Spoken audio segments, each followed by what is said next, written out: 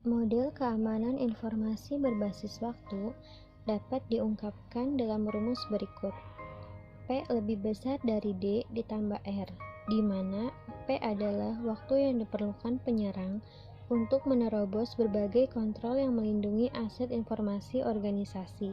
D adalah waktu yang dibutuhkan organisasi untuk mendeteksi bahwa serangan sedang berlangsung. R adalah waktu yang diperlukan untuk merespon dan menghentikan serangan. Jika persamaan terpenuhi, misal jika P lebih besar dari D ditambah R, benar, maka prosedur keamanan informasi organisasi menjadi efektif. Kalau tidak, keamanan tidak efektif. Sebagai contoh, manajemen mempertimbangkan investasi $100.000 tambahan untuk meningkatkan keamanan. Salah satu opsi mungkin pembelian firewall baru yang akan meningkatkan nilai P dalam 10 menit. Opsi kedua mungkin untuk meningkatkan sistem deteksi intrusi organisasi dengan cara yang akan menurunkan nilai D dalam 12 menit. Opsi ketiga mungkin melibatkan metode baru untuk merespon insiden keamanan informasi, sehingga mengurangi nilai R dalam 30 menit. Dalam contoh ini, pilihan yang paling hemat biaya adalah berinvestasi dalam kontrol korektif tambahan yang memungkinkan organisasi untuk merespon serangan lebih cepat. Memahami serangan yang ditargetkan. Berikut ini adalah langkah-langkah dasar yang digunakan penyerang untuk menyerang sistem informasi organisasi. Yang pertama yaitu melakukan pengintaian. Penyerang komputer akan mengumpulkan informasi tentang target mereka, seperti membaca laporan keuangan organisasi, pengarsipan Securities and Exchange Commission, situs web, dan siaran pers yang dapat menghasilkan banyak informasi berharga. Tujuan dari pengintaian awal ini adalah untuk belajar sebanyak mungkin tentang target dan untuk mengidentifikasi kerentanan potensial. Yang kedua yaitu mengupayakan rekayasa sosial. Rekayasa sosial dapat terjadi dalam banyak cara, hanya dibatasi oleh kreativitas dan imajinasi penyerang. Rekayasa sosial sering terjadi melalui telepon. Bisa juga penyerang berpura-pura sebagai pekerja. Serangan rekayasa sosial juga dapat terjadi melalui email, atau juga menyebarkan drive USB di tempat parkir organisasi yang ditargetkan.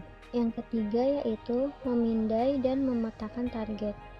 Jika penyerang tidak berhasil menembus sistem target melalui rekayasa sosial, langkah selanjutnya adalah melakukan pengintaian yang lebih rinci untuk mengidentifikasi titik potensial dari entry jarak jauh.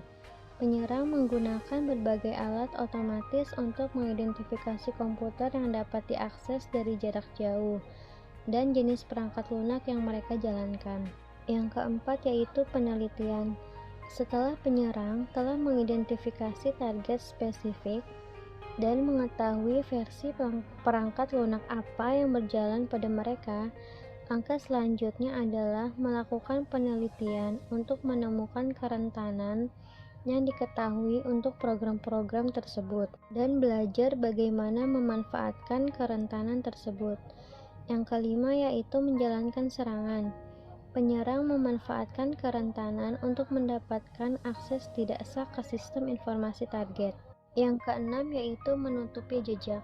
Setelah menembus sistem informasi korban, kebanyakan penyerang berusaha untuk menutupi jejak mereka dan membuat backdoors yang dapat mereka gunakan untuk mendapatkan akses jika serangan awal mereka ditemukan, dan kontrol diterapkan untuk memblokir metode masuk tersebut.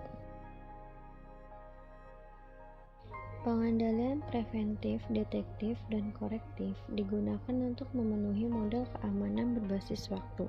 Untuk time-based model component protection, contohnya yang pertama ada orang. Pengandalian tersebut bisa dilakukan dengan penciptaan sebuah budaya sadar keamanan dan pelatihan. Yang kedua ada proses pengandalian akses pengguna, di mana di dalamnya terdapat pengandalian autentikasi dan otorisasi. Yang keempat ada proses pengujian penetrasi, Yang kelima ada proses pengendalian perubahan dan manajemen perubahan. Yang keenam ada IT solusi, di mana di dalamnya terdapat pengendalian anti-malware, pengendalian akses jaringan, pengendalian pengukuran peralatan dan perangkat lunak, dan enkripsi. Yang ketujuh, keamanan fisik, pengendalian akses seperti lock dan penjagaan. Pada time-based model component detection, terdapat analisis log, sistem deteksi gangguan, dan pengawasan berkelanjutan.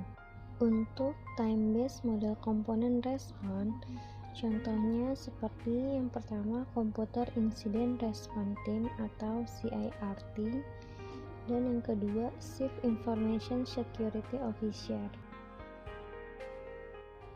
Orang, penciptaan budaya securities conscious.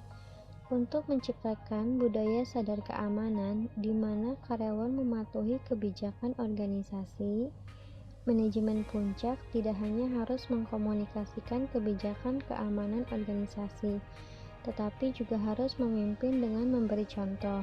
Karyawan lebih cenderung mematuhi kebijakan keamanan informasi ketika mereka melihat manajer mereka melakukannya. Sebaliknya, jika karyawan mengamati manajer yang melanggar kebijakan keamanan informasi, misalnya dengan menuliskan kata sandi dan menempelkannya ke monitor, mereka cenderung meniru perilaku itu.